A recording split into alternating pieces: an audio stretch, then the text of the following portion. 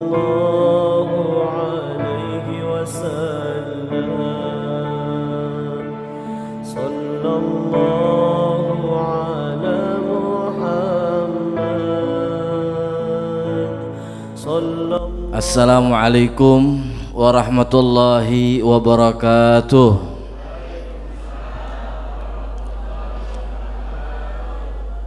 Alhamdulillah, alhamdulillahilladzi qad awjada min nurihi nuran bihi ammal huda sabaqal awalima fil wujudi bi asriha fal kullu minhu fil haqiqati mubtada. Allahumma salli wa sallim ala sayyidina Muhammadin al-fatihi lima ughliq wal khatimi lima sabaq nasiril haqqi bil haqq wal hadi ila siratikal mustaqim wa ala alihi wa ashabihi haqqa qadrihi wa miqdarihil azim.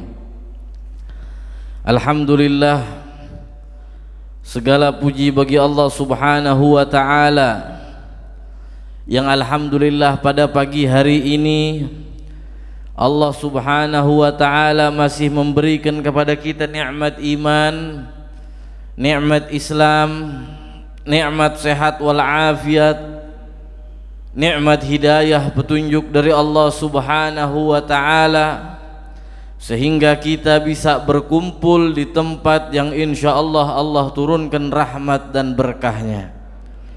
Salawat serta salam marilah kita haturkan kepada junjungan kita, kepada kekasih kita, baginda kita Nabi besar Muhammad sallallahu alaihi wasallam beserta keluarganya dan para sahabat-sahabatnya. Alhamdulillah, alhamdulillah.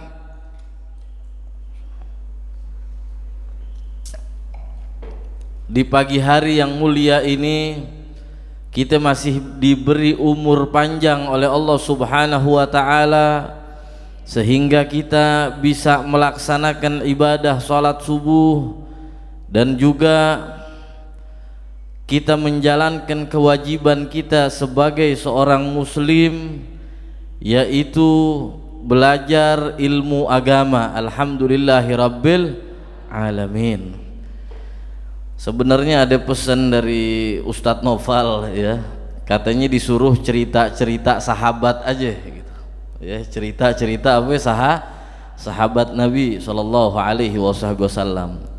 Aneh bingung mau cerita siapa. Sahabat ini banyak, ada 124.000. Jadi sahabat Nabi itu totalnya ada 124.000 sahabat Nabi. Banyak ini, sepondok aren kalau dikumpulin. Nah, itu sahabat-sahabat Nabi, masing-masing semua punya keistimewaan. Ngerti nggak? Semua punya keistimewaan. Nggak apa-apa, nanti kita sedikit cerita-cerita gitu ya. Kita bahas hadis Arba'in Nawawi aja. Jadi ada hadis gitu ya, sebagaimana kebiasaan kita juga sebelum-sebelumnya kita bahas hadis Arba'in Nawawi. Nah, di situ kita selipkan kisah-kisah sahabat gitu ya, sebagai motivasi kita juga untuk menguatkan hati kita juga. Karena apa? Kisah-kisah orang soleh, ya kan, itu rahmat. Kisah-kisah orang soleh itu rahmat. Ketika disebutkan orang-orang soleh, maka turun rahmat di tempat itu. Apalagi ini kisahnya sahabat Nabi yang memang anak didik Nabi Muhammad sallallahu alaihi wasallam. Kita baca hadis an Abi Hamzah Anas ibn Malik radhiyallahu taala anhu, khadimi Rasulillah sallallahu alaihi wasallam, qala Rasulullah sallallahu alaihi wasallam, la yu'minu ahadukum hatta yuhibba li akhihi ma yuhibbu li nafsihi. Rawahul Bukhari wa Muslim.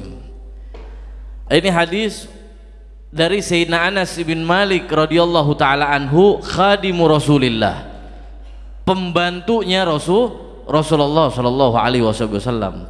Kata Sayyidina Anas, telah bersabda Rasulullah Shallallahu Alaihi Wasallam, tidak beriman seseorang di antara kalian sampai kalian itu mencintai saudaranya sebagaimana kalian mencintai diri kalian. Ya, itu kata Nabi Muhammad Shallallahu Alaihi Wasallam. Hadis riwayat Bukhari Muslim, sahih ini hadis. Ya. Nah, kita sedikit cerita dulu tentang Sayyidina Anas ibn Malik yang meriwayatkan hadis ini tadi. Sayyidina Anas ibn Malik itu pembantunya Nabi Muhammad, ya, pembantunya Nabi Muhammad, khadimu Rasulillah, pembantu. Nah, image kita, ya, pandangan kita, kalau kita disebut apa namanya pembantu itu kan sesuatu yang gimana gitu, ngerti nggak? Konotasinya nggak enak aja, ngerti nggak? Padahal mah nggak semua pembantu begitu, tergantung, ngerti nggak? Dia bantu siapa? Apa yang dibantu? Kalau dia pembantunya orang mulia, maka dia menjadi mulia. Kalau dia pembantunya orang ahli maksiat dan membantu terhadap kemaksiatan tersebut, nah itu yang jelek. Itu yang jelek. Terus kalau pembantu rumah tangga gimana, Bib? Mulia. Iya kan? Mulia. Selama membantu itu tadi bukan dalam hal kemungkaran, bukan dalam hal dosa. Kalau pembantu rumah tangga contoh, ya ada yang bantu nyetrika, ada yang bantu gosok, kan nolong orang juga itu, ngerti nggak? Ya walaupun digaji, tapi kalau nggak ada pembantu coba bayangin, capek gitu ya, ngerti nggak? Iya kan? Jadi sebenarnya bukan sesuatu yang gimana gitu, yang jelek atau enggak. Yang pembantu yang jelek itu orang yang membantu dalam kemungkaran. Seperti Nabi SAW, beliau melaknat orang yang meminum khamr, orang yang meminum minuman keras, arak, ya kan, atau dan sejenisnya, dan juga orang yang membantu peminum arak tersebut. Maksudnya yang bawain gelasnya, yang bawain botolnya, nggak minum dia, cuman bantuin doang, ngerti nggak? Tapi apa? Dapat laknatnya juga dari Nabi Muhammad Shallallahu Alaihi Wasallam. Nah, ini menunjukkan apa? Kalau kita membantu dalam kemaksiatan, itu yang jelek. Nah, Sayyidina Anas ibn Malik pembantu Nabi Muhammad. Tentu semulia-mulianya pembantu, ya pembantunya Nabi Muhammad lebih mulia daripada orang soleh manapun. Ngerti nggak? Ada orang mulia luar biasa soleh apa kalah tetap sama pembantunya Nabi Muhammad. Ya pembantunya Nabi Muhammad gelar yang sangat mulia. Pembantu presiden aja luar biasa, ngerti nggak? Iya kan?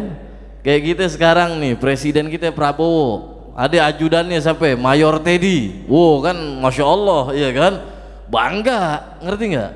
Mayor Teddy, ajudannya siapa? Presiden. Nah ini bagaimana dengan ajudannya Rasulullah SAW? Nah, Sayyidina Anas bin Malik bangga menjadi pembantunya Nabi Muhammad. Makanya kalau disebut Anas bin Malik pasti gelarnya apa? Khadimu Rasulillah, itu semulia-mulianya gelar, ngerti nggak? Padahal apa? Pembantu. Tapi mulia karena bantu Rasulullah. Ini Anas ibn Malik radhiyallahu taala anhu. Waktu Nabi Shallallahu Alaihi Wasallam hijrah dari Mekah ke Madinah, ini orang-orang Madinah ini kan antusias.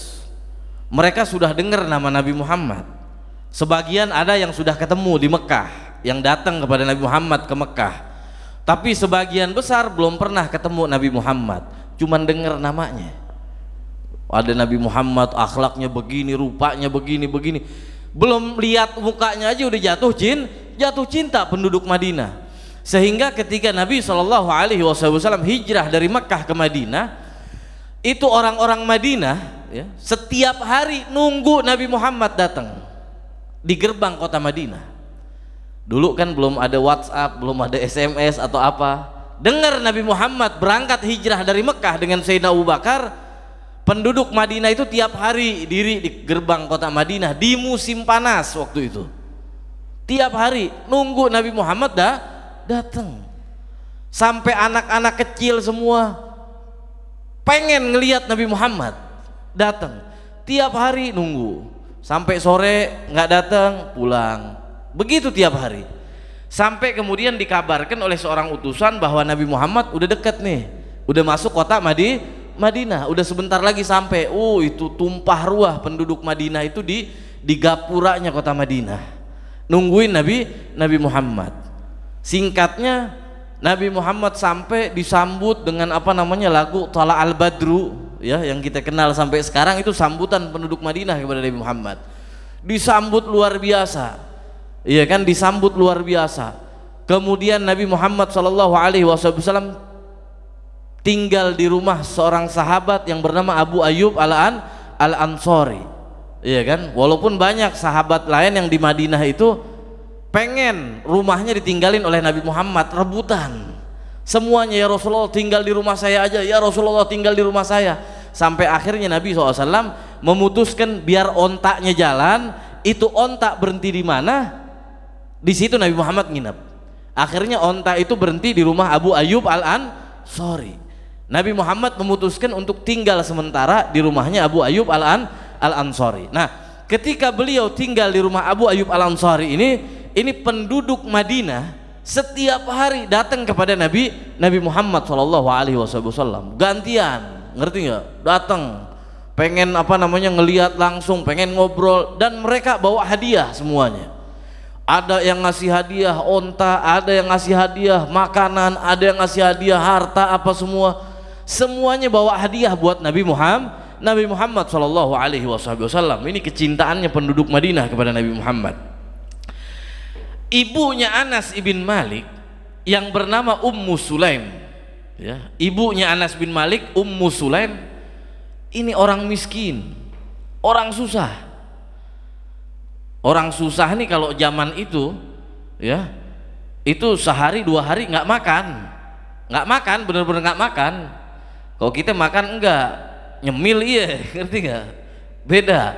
Orang dulu nggak ada, memang nggak ada yang dimakan, minum air putih aja udah. Itu susah banget. Ini Ummu Sulaim ini tadi, dia juga cinta sama Nabi Muhammad ya, senang dengan kedatangan Nabi Muhammad ke Madinah. Orang-orang bawa hadiah datang kepada Nabi. Ummu Sulaim nggak punya apa-apa buat dihadiahkan kepada Nabi. Buat makan aja nggak bisa. Mau kasih hadiah apa buat Nabi? Nggak ada. Tapi karena Masya Allah gitu ya, kecintaannya Ummu Sulaim kepada Nabi Muhammad, nggak mau pengen ngasih hadiah kepada Nabi. Akhirnya Ummu Sulaim bilang, ya Rasulullah, ini saya punya anak ya Rasulullah. Ini saya punya anak namanya Anas. Yang waktu itu Anas bin Malik usianya mungkin sekitar 7 tahun. Anas bin Malik. Ini saya punya anak Anas bin Malik ya Rasulullah. Jadikan ini anak pembantumu ya Rasulullah. Saya nggak bisa kasih hadiah ini dan itu, nggak bisa, kondisi saya nggak mampu ya Rasulullah. Ini saya kasih hadiah anak saya ya, Anas ibn Malik. Anaknya Masya Allah cerdas semua, biar dia jadi pembantu engkau ya Rasulullah. Akhirnya diterima oleh Nabi SAW, diterima jadi pembantunya Nabi Muhammad, sekaligus dididik oleh Nabi Muhammad. Jadi Masya Allah ibunya nih nitipin anaknya langsung ke Rasulullah. Ini juga mengajarkan kepada kita, anak-anak kita ya, kalau kita nggak mampu didik ya, nggak bisa ngajarin agama yang benar, nggak mampu ngasih ilmu yang benar, titipkan kepada ahlinya, yaitu para ulama, orang-orang alim atau titipkan di pesantren atau Ini diajarkan gitu ya, ini pelajaran buat kita gitu. Nah, ibunya Anas bin Malik selain ngasih hadiah kepada Nabi SAW biar Anas jadi pembantu, tapi biar Anas bin Malik juga dapat didikan dari Rasulullah SAW. Akhirnya Anas bin Malik jadi pembantunya Nabi Muhammad selama 10 tahun. Nabi Muhammad di Madinah tinggal 10 tahun. Dari beliau sampai Madinah sampai wafatnya Nabi Muhammad itu 10 tahun.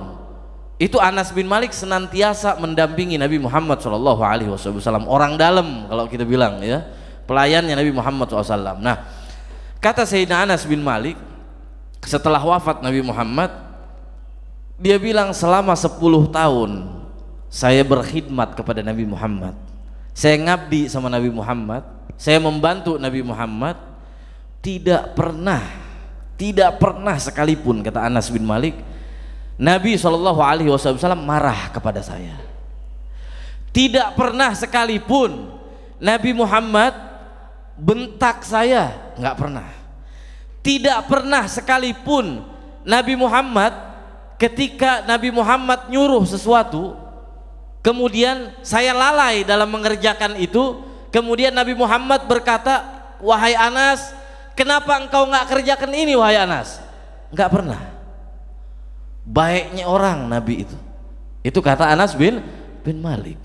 Sampai pernah, kata Anas bin Malik, satu waktu, namanya Anas bin Malik ini masih anak-anak, ngerti nggak? Satu waktu saya disuruh oleh Rasul Shallallahu Alaihi Wasallam untuk membeli sesuatu ke pasar. Kemudian saya jalan, tiba-tiba saya melihat ada rombongan anak-anak yang lagi main. Ada anak-anak lain lagi main. Kata Sayyidina Anas, ya namanya anak-anak, iya kan? Ya ikutan main. Padahal posisi lagi disuruh oleh Rasulullah Shallallahu Alaihi Wasallam. Kemudian Rasulullah SAW nungguin nih, kok Anas bin Malik belum pulang? Harusnya dari tadi nih udah pulang nih. Kemana? Atau takutnya ada apa? Akhirnya Nabi keluar cari Anas bin Malik. Cari Anas bin Malik, kata Sayyidina Anas bin Malik, waktu itu saya lagi main, tiba-tiba kata Sayyidina Anas bin Malik, ada 2 tangan, ya kan? 2 tangan ini menutup mata saya.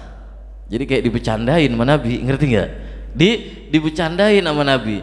Jadi tiba-tiba ditutup matanya, ya kan? Ditutup matanya. Dipegang sama Sayyidina Anas. Oh tahu tangannya Rasulullah, karena tangannya luar biasa lembut Nabi Muhammad. Kenal Sayyidina Anas bin Malik siapa yang punya tangan ini tadi. Ya Allah, rada-rada takut kata Sayyidina Anas bin Malik. Itu saya agak takut gitu, ngerti nggak? Kemudian saya nengok, ternyata Rasul Shallallahu Alaihi Wasallam senyum Nabi Muhammad, kata Sayyidina Anas bin Malik. Dilihat Sayyidina Anas bin Malik lagi main asyik, disuruh lanjutin sama Nabi Muhammad. Jadi Nabi khawatir gitu, ngerti nggak?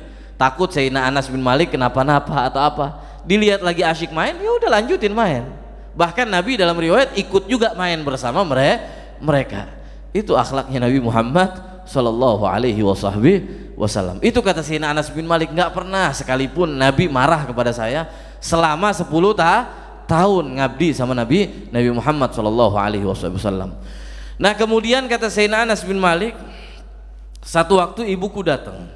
Jadi setelah beberapa tahun aku khidmat, aku ngabdi kepada Rasulullah SAW, ini Ummu Sulaim, ibunya Anas bin Malik, datang kepada Nabi Muhammad. Lalu berkata kepada Nabi Muhammad, ya Rasulullah, khuwaidi muka Anas, ud'ulahu ya Rasulullah. Ya Rasulullah, ini Anas bin Malik, ini pembantumu ya Rasulullah, udah bantu engkau berapa tahun apa semua, tolong doain ya Rasulullah. Doain khusus Anas bin Malik nih, saya punya anak. Akhirnya Nabi SAW doain Anas bin Malik. Nabi bilang, Allahumma aksir malahu wa waladahu wa atil umruh. Kemudian yang terakhir ada perbedaan pendapat ulama. Nabi berkata waghfir dzambah, di riwayat yang lain wa adkhilhul jannah. Artinya Rasulullah doa, ya Allah banyakkan anaknya Anas bin Malik, banyakkan hartanya Anas bin Malik, panjangkan umurnya Anas bin Malik. Dalam ada satu lagi, yang keempat, ada riwayat yang mengatakan ampuni dosanya Anas bin Malik. Dalam riwayat yang lain, masukkan dia ke dalam surga. Jadi didoain 4 perkara oleh Nabi SAW. Nggak panjang doanya, simple, ya kan? Simple. Jadi ya Allah, banyakin anaknya, banyakin hartanya, panjangkan umurnya, kemudian ampuni dosanya atau masukkan dia ke dalam surga. Kemudian Sayyidina Anas bin Malik setelah wafatnya Rasulullah SAW di usia tuanya, beliau mengatakan kepada sahabat, kepada orang-orang yang ada di majelisnya Anas bin Malik, ini doa Rasulullah Shallallahu Alaihi Wasallam yang 3 sudah diijabah, yang 3 sudah diijabah. Kata Sayyidina Anas bin Malik, ya Allah, banyakkan anaknya. Kata Nabi SAW, kata Sayyidina Anas bin Malik, saya dikaruniai anak oleh Allah Subhanahu Wa Taala. Itu saya punya anak, ya, jumlahnya 125 orang, bukan cucu, tapi anak. Lain cucu nih, ngerti nggak? Anak 125 anak laki-laki, ngerti nggak? Itu yang laki-laki, yang perempuan cuma 2. Karena Nabi dalam doanya aktsir waladah, anak laki-laki. Jadi 125 anak laki-laki, 2 perempuan. Itu doanya Nabi SAW. Kemudian wa aktsir malah, banyakkan hartanya. Kata Sayyidina Anas bin Malik, saya ini punya ladang korma, kebun korma. Masya Allah, saya punya kebun korma. Yang lain panen setahun sekali, punya saya setahun dua kali. Yang lain setahun sekali, semua 1 tahun sekali. Tapi punya saya khusus setahun dua kali. Udah gitu buahnya banyak dari satu pohon itu tadi. Kemudian ngeluarin wangi yang Masya Allah wanginya beda dari buah-buah yang lain, sehingga apa, dijual harganya mahal. Apa, kurma yang top lah istilahnya, iya kan? Kalau buah apa namanya, buah duren tuh, duren musangking mungkin ya, yang Masya Allah nyium baunya aja udah enak gitu ya kan. Nah ini Sayyidina Anas bilang itu buah ngeluarin wangi yang luar biasa, sehingga apa, harganya tuh mahal ketika dijual. Ya otomatis apa, kaya, lebih kaya dari yang lainnya. Kemudian kata Sayyidina Anas bin Malik, walagad bagitu hatta saimtul hayah. Kemudian saya ini sampai umur sekarang ini udah tua, kata Sayyidina Anas bin Malik, sampai saya ini bosan hidup, capek, ngerti nggak? Saking apa, panjangnya umur Sayyidina Anas, ya kan? Dalam riwayat umurnya Sayyidina Anas ada yang bilang 120 tahun, ada yang bilang 105 tahun, intinya di atas 100. Itu Sayyidina Anas bin Malik. Walagad bagitu hatta saimtul hayah, saya ini masih hidup sampai sekarang, sampai bosan saya hidup, saking panjangnya umur. Wa ana arjur rabi'ah, dan tinggal yang keempat, kata Sayyidina Anas bin Malik, ana berharap yang keempat juga diijabah. Ya udah pasti diijabah. Maksudnya apa? Masukkan Anas bin Malik ke dalam surga. Ya nunggu mati dulu gitu, ngerti nggak? Baru tahu masuk ke dalam surga apa yang enggak. Tapi pasti diijabah doanya Nabi Muhammad sallallahu alaihi wasallam. Itu Sayyidina Anas ibn Malik radhiyallahu taala anhu. Luar biasa ngabdi sama Nabi SAW, dapat berkahnya Nabi. Masya Allah, ini Sayyidina Anas ibn Malik radhiyallahu taala anhu. Dan juga beliau Sayyidina Anas ibn Malik itu termasuk sahabat yang paling banyak meriwayatkan hadis dari Nabi. Nggak banyak sahabat yang meriwayatkan banyak hadis dari Nabi, sampai 2000 lebih hadis diriwayatkan dari Anas bin Malik. Jadi nggak banyak sahabat ini ya, cuman 7 orang yang meriwayatkan hadis Nabi lebih dari 1000. Cuman 7 orang dari 124.000 sahabat Nabi itu tadi, cuman 7 orang. Salah satunya Anas bin Malik. Makanya kita sering dengar kan diriwayatkan dari Anas bin Malik, iya kan? Sering dengar karena memang banyak, cerdas Sayyidina Anas bin Malik, ikut Rasulullah sekalian belajar kepada Nabi Muhammad, ya, cerdas juga. Itu salah satu dari 7 orang itu Anas bin Malik radhiyallahu taala anhu, ya. Kalau yang 7-7-nya ya, wal mukthiruna bahrum wa Anasun Aisyatun wa Jabirun muqaddasu sahibud dausi wa kadzabnu Umara rabbikina bil mukthirina darara wa zada ba'dhum Aba Sa'idin fa huwa minhu bil ikhtilafi. Jadi ada 7 sahabat yang meriwayatkan hadis dari Nabi lebih dari 1000. Yang pertama bahruhum, yaitu Sayyidina Abdullah bin Abbas radhiyallahu taala anhu. Bahruhum wa Anasu, yang kedua Anas bin Malik. Yang ketiga Aisyatun, Siti Aisyah radhiyallahu taala anha. Kemudian Jabir bin Abdullah yang keempat, Sahibud Daus Abu Hurairah radhiyallahu taala anhu, wa kadzab Ibnu Umar. Kemudian Abdullah ibn Umar bin Khattab. Kemudian yang terakhir Abu Sa'id Al-Khudri. Cuman 7 orang yang meriwayatkan hadis lebih dari 1000 sahabat Nabi SAW. Ya mudah-mudahan kita dapat berkah sahabat Nabi tersebut. Nah, kemudian Sayyidina Anas bin Malik juga, kata Abu Hurairah bilang, demi Allah, saya tidak pernah melihat orang yang sholatnya lebih mirip daripada Rasulullah kecuali Anas bin Malik. Jadi sholatnya paling mirip dengan Nabi Muhammad, plak, nggak bisa dibedain. Ya orang sholat ada bedanya, mungkin dari posisi kaki atau apa ini itu, ya kan ada bedanya, walaupun mungkin dari bacaan sama, syarat rukun sama, tapi dari gerakan ininya, gayanya apa semua itu, kata Abu Hurairah, demi Allah tidak ada yang lebih mirip sholatnya dengan Nabi Muhammad, yaitu Anas bin Malik radhiyallahu taala anhu. Bahkan Anas bin Malik ini tadi sholat sunnahnya juga banyak sebagaimana Nabi Muhammad, kata Abu Hurairah. Anas bin Malik itu kalau sholat malam sampai bengkak kakinya persis dengan Nabi Muhammad, bahkan terkadang sampai keluar darah kakinya persis dengan Nabi Muhammad. Itu Anas ibn Malik radhiyallahu taala anhu, hasil didikan daripada Nabi Muhammad sallallahu alaihi wasallam. Dan beliau meninggal di kota Basrah, termasuk sahabat yang terakhir meninggal itu Anas ibn Malik. Jadi yang lain-lain udah meninggal duluan, tinggal Anas ibn Malik radhiyallahu taala anhu, berkah daripada doanya Nabi Muhammad sallallahu alaihi wasallam. Nah, kemudian kita masuk ke hadisnya, ya kan, ini cerita sahabatnya udah nih ya, Anas ibn Malik. Kita masuk ke hadisnya, kata Nabi SAW, la yu'minu ahadukum hatta yuhibba li akhi ma yuhibbu li nafsih.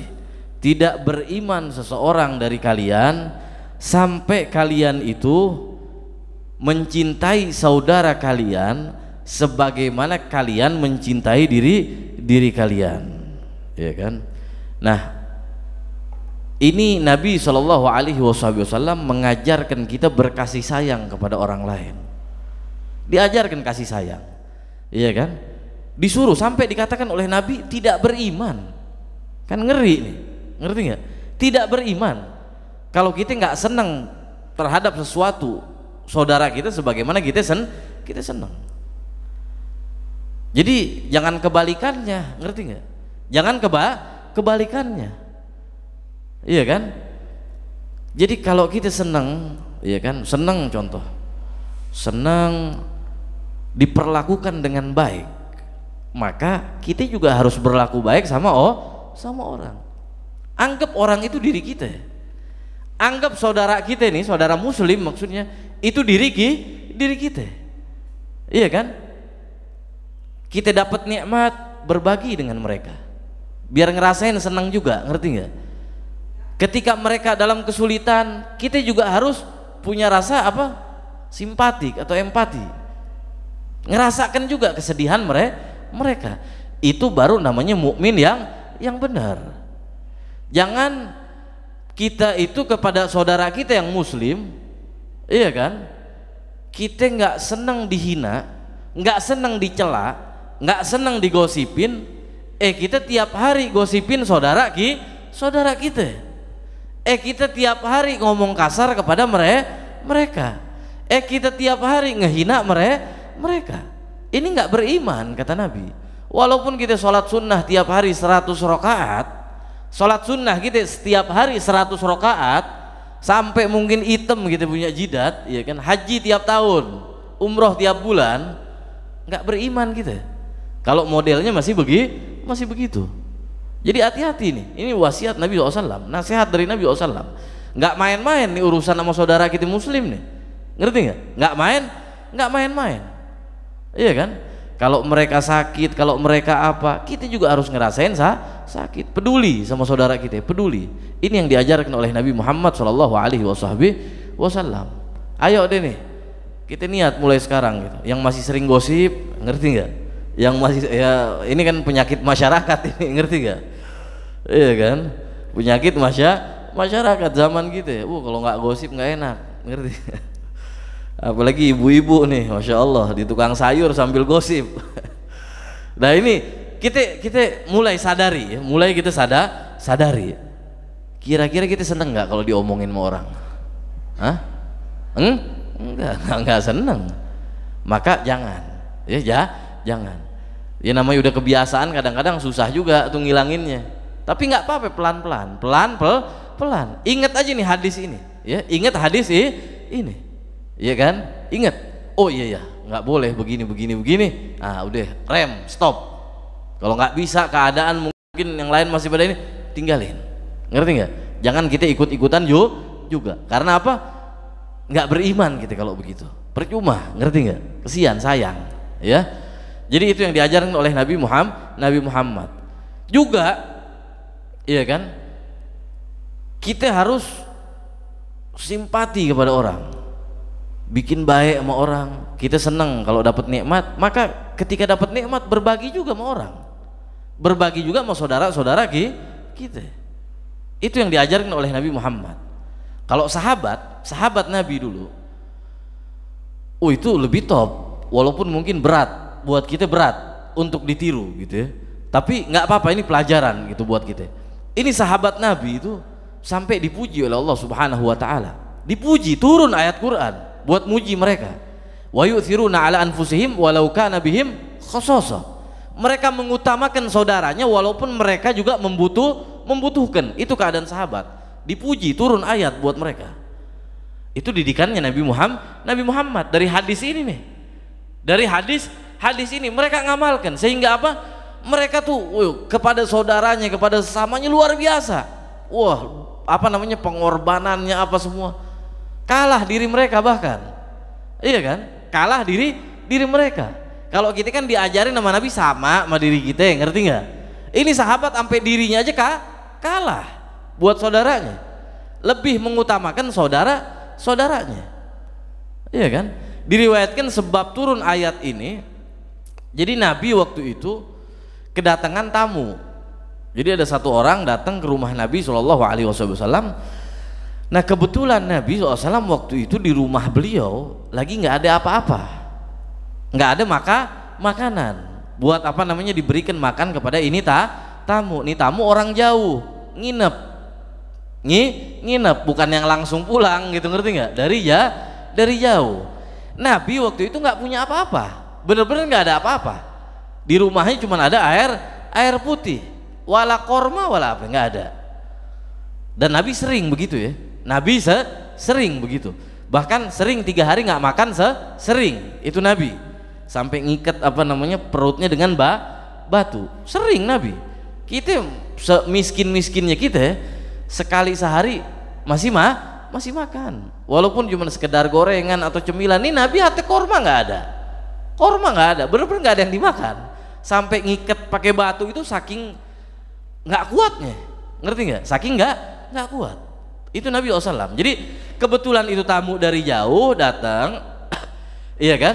Nabi nggak punya apa-apa buat jamu, cuman ada air putih.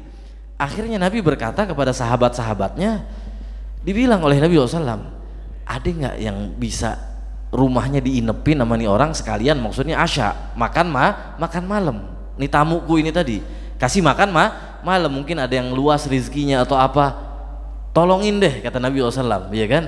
Kebetulan aneh nggak punya apa-apa, iya kan? Kondisi waktu itu sahabat juga kurang lebih, ngerti nggak? Sahabat yang lagi kumpul juga kondisinya kurang lebih dengan Nabi. Nabi bilang begitu, tiba-tiba ada satu sahabat langsung ngacung tangan, dia bilang, ya Rasulullah, biar saya yang jamu ini tamu. Kalau makan malam insya Allah ada. Ini kata ini orang, ya kan? Dalam riwayat ini orang yang ngacung tadi juga udah puasa 2 hari. Dua hari, iya kan? Udah puasa dua hari. Cuma nekat aja nih orang, ngerti nggak? Karena ini tawaran dari Nabi Muhammad SAW, ya kan? Dalam riwayat udah puasa sekitar 2 hari dia. Akhirnya dia tawakal, dia bawa nih tamu pulang, ya kan? Sampai rumah dia masuk ke dapur, tanya istrinya. Dia bilang, wahai istriku nih, aneh bawa tamunya Nabi Muhammad, iya kan, ada nggak yang dimakan? Apa gitu, apa sedikit, apa atau roti atau apa, ada nggak? Dia bilang, ya Allah, ada sih, baru dapat nih roti, apa namanya, roti kering, satu aja cukup buat satu porsi aja. Itu juga kalau nggak ada nih tamu, itu satu porsi satu orang dibagi dua, ngerti nggak? Bukan dibagi dua, bagi tiga, sama anaknya ada, anaknya yang masih bayi, bayi, dia punya anak masih bayi, iya kan? Waduh, terus gimana nih, iya kan? Ya udah gini aja, kata nih sahabat nih, kita semalam lagi dia lapar, ngerti nggak? Kita semalam lagi lah lapar, ente buru-buru tidurin anak, ya, tidurin bayi nih, bayi kita tidurin, habis tidur nih bayi, baru apa namanya, kita suguhkan makanan ke ini tamu, ini roti biar buat tamu aja, udah kita berdua ngalah aja, nggak usah makan, puasa lagi aja sehari lagi, mudah-mudahan besok kita dapat, kata nih orang, kata nih sahabat nih. Akhirnya terus gimana kalau tamu makan kita nggak makan, kata istrinya, kan nggak enak tuh tamu, nggak enak hati, masa tamu makan, ya kan, ini sohibul bait nih nggak ikut makan, ketahuan banget nih sohibul bait nggak punya makanan, kan jadi risih, nggak enak, makan juga nggak enak nih tamu. Oh iya, gimana nih, kata sahabat nih, ya udah gini aja deh, habis tidurin anak kita suguhin ini tamu, habis itu ketika engkau bawa itu makanan nanti saya matiin lampu itu saya matiin lampu minyak itu tadi saya matiin, kita makan gelap-gelapan, tapi tetap bawa alat makan itu 3, jadi ada suaranya, ngerti nggak? Suara makan, kalau bahasa kita piringnya 3 tetap, sama sendoknya apa, ya kan, suara orang makan, biar ini tamu juga enak makannya, ngerti nggak? Sampai dipikirin segitunya, dijaga perasaan tamu ini subhanallah ya, akhlak nih. Udah benar, udah tidur anaknya, ini sahabat apa namanya, ngobrol-ngobrol gitu kan sama nih tamu. Kemudian pas istrinya datang, lampu dimatiin, ngerti nggak? Lampu dimatiin, ini pura-pura minyak habis kayak apa kayak, ngerti nggak? Iya kan? Akhirnya makan deh gelap-gelapan, suara kelontang, suara apa namanya makan. Jadi tamu juga tahu gitu, ngerti nggak? Tahu kalau sohibul bait juga makan bareng. Jadi enak aja makan nih tamu, dia nggak tahu nih sohibul bait puasa dua hari udah nggak makan, ngerti nggak? Walhasil udah selesai makan, istirahat tidur, begitu subuh bangun, ya kan, mereka pergi ke masjid, ya kan, mereka pergi ke masjid. Ini sahabat pergi ke masjid, Nabi udah nungguin nih sahabat, dipanggil sama Nabi, dibilang, ya fulan ta'al, wahai sahabatku ta'al, kemari. Dibisikin sama Nabi SAW, dia bilang, Allah turunkan ayat Quran buat engkau tadi malam. Kaget nih sahabat, Allah turunkan ayat Quran buat engkau. Allah bilang, wa yu'thiruna ala anfusihim walau kana bihim khasasah. Mereka lebih mengutamakan saudaranya walaupun mereka sendiri sedang dalam kondisi membutuhkan. Allah turunkan ayat, ana udah tahu apa yang ente bikin tadi malam itu, iya kan?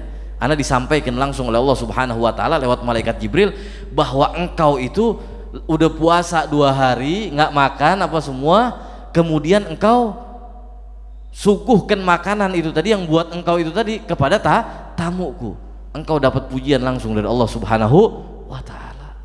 Ini sahabat luar biasa, walaupun berat mungkin kalau kita ikutin, ngerti nggak? Ini keadaan sahabat begitu, sama saudaranya itu luar biasa. Mereka lebih mengutamakan saudaranya, benar-benar cinta sama saudaranya itu cinta.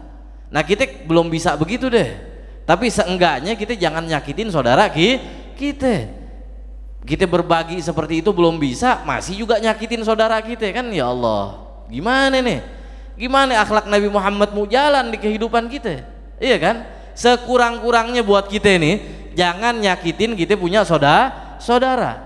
Kemudian setelah itu kita belajar deh. Belajar apa namanya? Belajar, iya kan? Berbagi kepada kita punya saudara semampu kita. Nggak usah sebagaimana sahabat Nabi tadi, ngerti nggak? Kalau itu sudah top, masya Allah, iya kan? Tapi belajar sedikit deh, ngerti nggak? sedikit, walaupun sedikit ada rasa peduli kita kepada saudara kita.